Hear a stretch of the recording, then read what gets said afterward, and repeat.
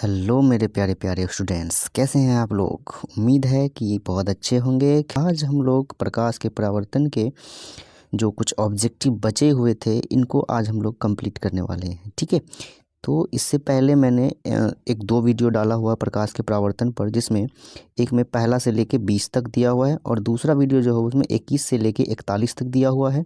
और आज इस वीडियो में हम लोग 41 से लेके 62 नंबर तक के ऑब्जेक्टिव को देखने वाले हैं। ठीक है, तो चलिए शुरू करते हैं बिना किसी देरी के। चलिए, तो पहला प्रश्न क्या है देख लेते हैं हम लोग आज का। गोले दर्पण के परावर्तक पृष्ठ के केंद्र को दर्पण का कहा जाता है, तो क्या कहते हैं इसको? ध्रुव कहते हैं। क्या कहते हैं? ध्रुव कहा जाता है। चलिए ठीक है, अगला नंबर इसी में देख लेते हैं। 44 नंबर यहाँ पे दिया हुआ है। देखिए क्या हो रहा है, किसी लेंस द्वारा उत्पन्न आवर्धन क्षमता, किसी लेंस द्वारा उत्पन्न आवर्धन क्षमता का एसआई मात्रक, क्या बोल रहा है?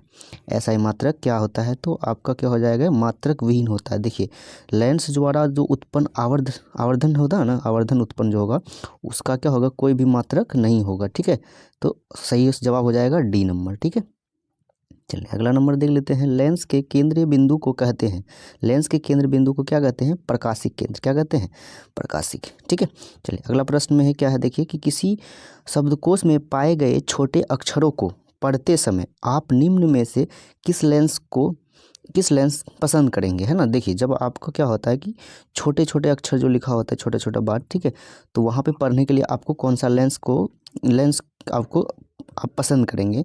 तो क्या दिया है कि ऑप्शन नंबर डी उसका हो जाएगा 5 सेंटीमीटर फोकस दूरी का उत्तल लेंस। ठीक है, कौन सा लेंस? उत्तल लेंस। ठीक है, चलिए अगला प्रश्न भी देख लेते हैं हम लोग। इनमें से कौन दर्पण सूत्र है? इनमें से कौन दर्पण सूत्र है? तो सही जवाब हो जाएगा ए नंबर। क्या है कि 1/v plus 1/u is equal to 1/f, 1/f।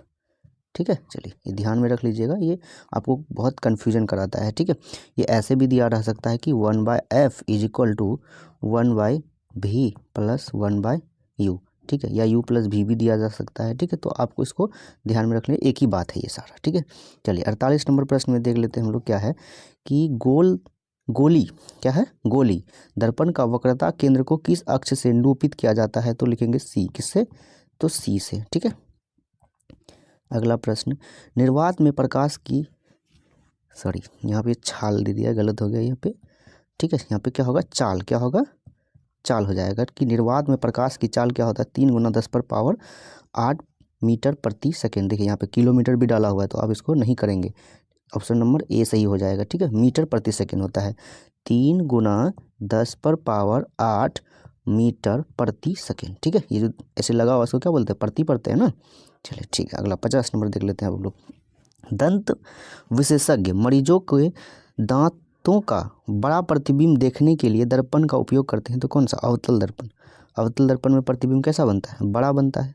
ठीक है, चलिए अगला नंबर देख लेते हैं। प्रश्न नंबर 51 में है, पतले लेंस की आवर्धन क्षमता होती है, तो पतले लेंस की आवर्धन क्षमता क्या होगा? कम होगा। क्या हो जाएगा? कम हो जाएगा। अगला नंबर 52 में देख लेते हैं हम लोग।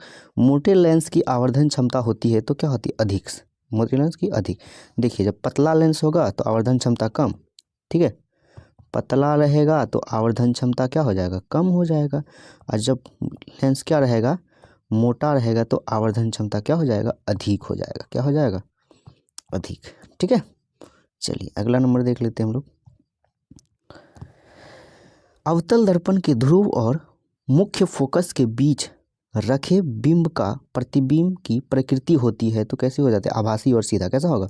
आभासी और सीधा। ठीक है, 54 नंबर देख लेते हैं। उत्तल लेंस का प्रकाशिक केंद्र और मुख्य फोकस के बीच रखे बिंब होगा, क्या बिंब होगा? बिंब का प्रतिबिंब, है ना, बिंब, ठीक है, का प्रतिबिंब की प्रकृति होगी, तो कैसा हो जाएगा आपका? आभासी और सीधा। आभासी और सीधा, ऑप्शन नंबर बी हो जाएगा। क्या हो जाएगा? ऑप्शन नंबर बी, है ना, आभासी और सीधा, ये वाला आंसर सही है, ऑप्शन नंबर बी। चलिए अगला नंबर देख लेते हैं।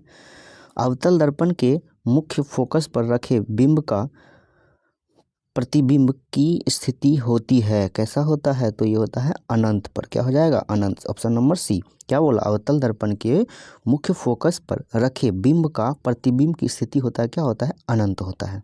ठीक है, उत्तल लेंस के मुख्य फोकस पर रखे प्रतिबिंब की स्थिति होती है तो क्या होती है, इस भी क्या हो जाएगा, अनंत हो जाएगा, ये भी हो जाएगा अनंत। ठीक है, चलिए अगला नंबर देख लेते हैं।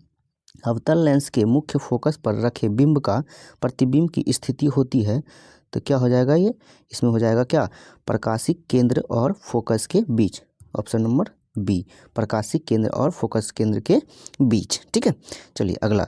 अवतल लेंस के सामने अनंत पर रखे बिंब का प्रतिबिंब स्थिति होगा तो कैसा हो जाएगा, फोकस पर। कैसा होगा, स्थिति होती है कैसा, तो फोकस पर। कहाँ पे हो जाएगा, ऑप्शन नंबर बी सही है, फोकस। ठीक है, चलिए अगला प्रश्न देख लेते हैं हम लोग। अवतल दर्पण के सामने अनंत पर रखे बिंब का प्रतिबिंब की स्थिति होता है, अनंत पर रखेगा तो किस हिस्सा हो जाएगा, फोकस पर। क्या हो जाएगा, फोकस पर। ठीक है, चलिए अगला नंबर देखते हैं हम लोग।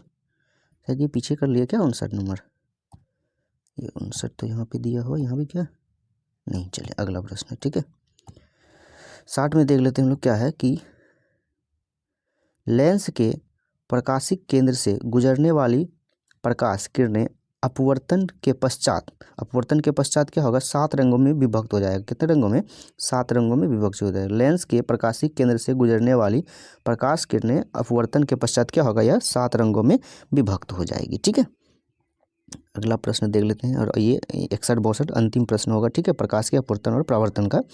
61 में देख लेते हैं हम लोग। क्या है कि मुख्य फोकस से गुजरने वाली प्रकाश की किरण उत्तल लेंस से अवतल लेंस के पश्चात तो क्या होगा, निर्गत किरण मुख्य अक्ष के समांतर जाती है। निर्गत किरण क्या होगा, मुख्य अक्ष के समांतर जाएगी। ऑप्शन नंबर बी सही हो जाएगा। ठीक है, चलिए अगला नंबर देख लेते हैं।